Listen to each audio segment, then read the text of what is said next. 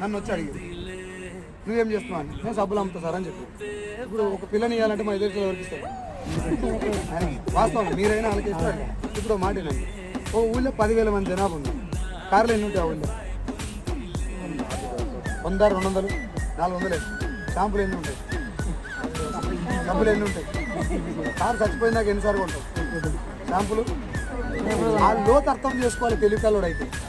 Car మొత్తం జీవితకాలంలో ఒకసారి కొంటారు. ఆడు ఒక్కడు కొంటే ఇంకో 10 రూపాయలు 20 రూపాయలు వస్తాయి. అలా చచ్చిపోయిందాక నేను అదే కారు తీసుకుని మురవాలి. నాది ఇప్పుడు లాక్డౌన్ వచ్చింది అనుకో, కారు షోరూమ్ నాది. మనిషి పానంతో ఉండి వాడు పానం చేసి బోధించాలి. దీంట్లోక సబ్బులు చూడకూడదు, భవిష్యత్తు చూడాలి. సబ్బులు వేసుకొని అమ్ముతున్నాం లేదుగా, నోటి మాట. దీంట్లో ఉన్న బలాన్ని గమనించండి. అడక తింటోడు వచ్చి కూడా ఇలా బిజినెస్ చేయలేదు. అడక తింటోడు కారు కొంచి చెప్పుకుంటాను జాబ్ పెద్దదే.